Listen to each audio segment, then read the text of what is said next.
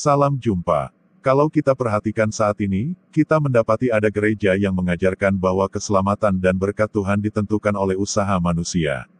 Kesalehan manusia menjadi kunci untuk memperoleh semua berkat rohani. Di sisi lain, ada yang meyakini bahwa orang-orang Kristen tidak lagi terikat pada hukum Taurat. Di dalam Kristus kita telah menerima semua berkat rohani. Karena itu kita bebas berbuat apa saja. Apakah memang demikian? Untuk menjawab persoalan-persoalan tersebut, lebih baik kita kembali pada apa yang dikatakan Alkitab tentang semuanya itu. Hai saudara-saudaraku yang kekasih, kamu senantiasa taat, karena itu tetaplah kerjakan keselamatanmu dengan takut dan gentar, bukan saja seperti waktu aku masih hadir, tetapi terlebih pula sekarang waktu aku tidak hadir. Filipi 2, 12-13. Dikatakan, kamu senantiasa taat, karena itu tetaplah kerjakan keselamatanmu. Ayat ini mempunyai pengertian bahwa, melalui ketaatan, kita mencapai keselamatan yang penuh. Ini berarti peranan manusia tidak ditiadakan, walaupun keselamatan merupakan anugerah Tuhan. Tidak berarti bahwa manusia sama sekali tidak berbuat apa-apa, tetapi terlihat juga cara Tuhan melibatkan manusia dalam mencapai keselamatan.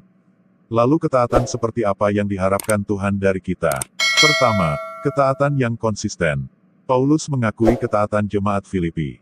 Walaupun jemaat Filipi sudah taat, Paulus tetap memberikan nasihat dengan mengatakan, tetaplah kerjakan keselamatanmu. Hal ini menyiratkan perintah yang harus dilakukan secara terus-menerus. Jadi, ketaatan bukan untuk pencitraan atau terpaksa, melainkan sebagai gaya hidup orang beriman. Karena Kristus bukan hanya menyelamatkan kita dari upah dosa, tetapi juga dari kuasa dosa. Kedua, ketaatan yang tidak bergantung pada manusia.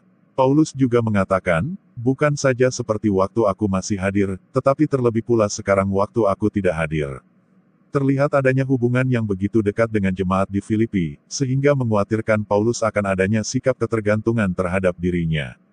Hal ini tentu saja tidak baik bagi pertumbuhan rohani jemaat. Ketiga, ketaatan yang penuh hormat. Jemaat Filipi dinasihati untuk selalu taat dengan takut dan gentar. Takut dan gentar di sini jelas bukan karena hukuman atau keterpaksaan, melainkan dengan penuh hormat dan kesadaran siapa Tuhan dan siapa kita. Kristus sebagai pencipta dan penebus kita, dia layak menerima ketaatan dan hormat dari ciptaannya dan umat tebusannya. Namun, kita tidak boleh salah paham dengan pengertian ini, seolah-olah peran manusia begitu dominan dalam ketaatan manusia mengerjakan keselamatannya. Oleh sebab itu Paulus kembali menegaskan dalam ayat ke-13 dengan mengatakan, karena Allah lah yang mengerjakan di dalam kamu. Petik 2. Di balik ketaatan mereka ada pribadi lain yang mengerjakan semuanya, yaitu Allah. Jadi, ketaatan bukanlah perbudakan, perintah dan larangan dari Tuhan. Ketaatan muncul dari maksud Tuhan bagi kita. Aturan Tuhan bukan belenggu bagi kebebasan dan kebahagiaan. Sebaliknya, ketaatan merupakan jalan menuju kebebasan dan kebahagiaan yang sejati. Amin. Tuhan memberkati. Sampai jumpa.